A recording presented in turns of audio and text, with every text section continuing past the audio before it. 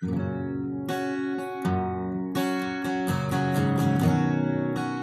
name is Brian. I grew up in Utah most of my life. I moved down to Phoenix, I guess it was 2002, and that's when I was introduced to my wife. I met Brian when I moved out of my parents' house and into our first apartment, and him and his brother had come upstairs and invited us to go to the fair.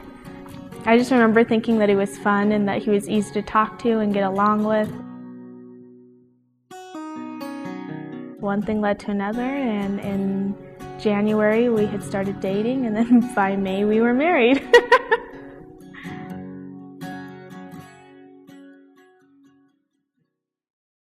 We kind of moved around in Phoenix, and then we moved to Tucson. We had our first child actually in Phoenix, Alexis, and then we moved to Tucson. And about 2 years after we had Alexis, we had Kenneth, and when we found out we were pregnant, we were both so excited because we thought, we've only wanted 2 kids, so we thought, this is our family, this is it.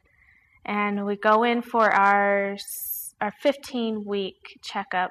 We went in for Alexis. We had no clue what it was, so we just were like going with the flow, had no clue that really knew that things could come back positive type thing. Never even thought twice about it. And a couple days later, the doctor called to talk to me, and Brian was at work.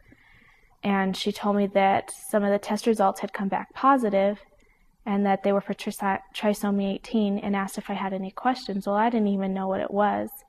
I just remember thinking that this isn't happening. Stuff like this doesn't happen to people like us. Like, how does this happen? Like, you see it in movies and things like that, but you never think it's going to happen in real life.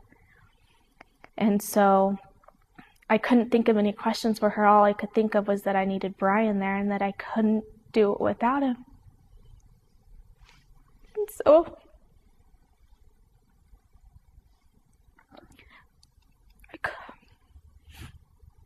I called him at work and I told him what had happened, and he asked me if I was okay, and I had to tell him no. For the first time in our marriage, I just really wasn't okay,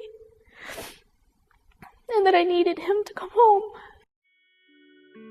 And I just remember him walking into the bathroom where I was giving Alexis a bath, and I just grabbed onto him and held him because I just felt like if I could just hold him, everything would be okay, even though I knew it wasn't going to be.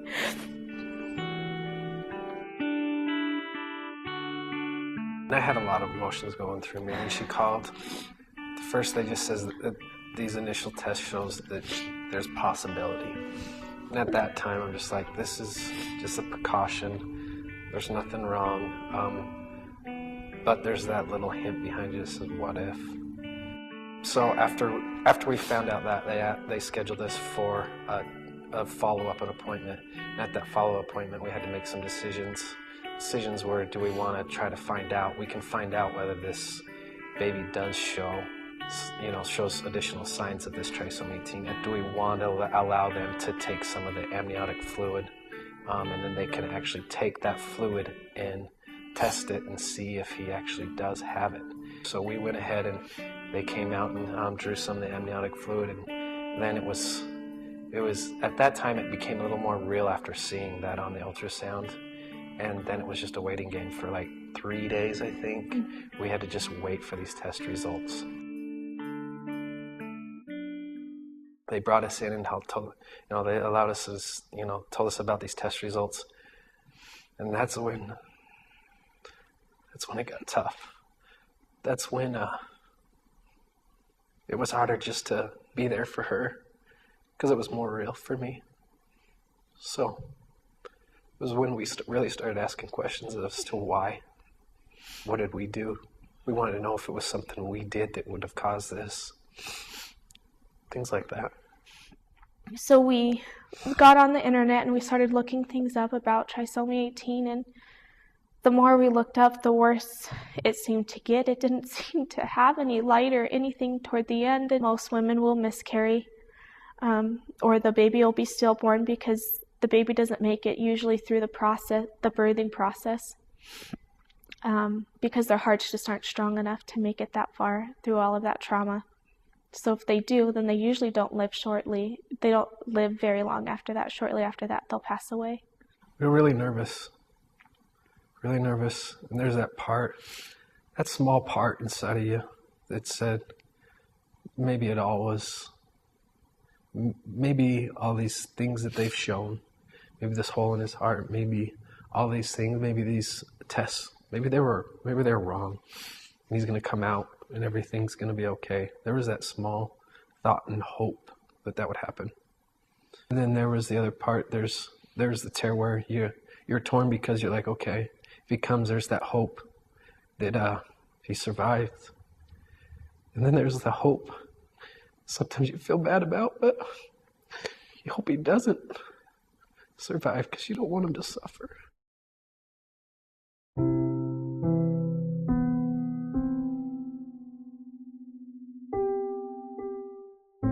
He was born and he wasn't breathing. He wasn't breathing very well, which was to be expected. You could see that he was really blue, stuff like that. But they told us he is still alive, but didn't know how long he was going to make it. So at that time, we just tried to spend as much time as we could. Let Mariah hold him as much as she could. I got in and tried to hold him as much as he could. Let the people that were closest to us, our closest friends, family, things like that, to see him and be with him during that time. He lived for 40 minutes. He kept coming in and checking, saying he was still there. And I remember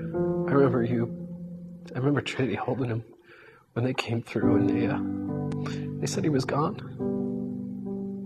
And it was tough. It was tough. But I also remember we're just glad that the people that were there were able to be there and be there with us.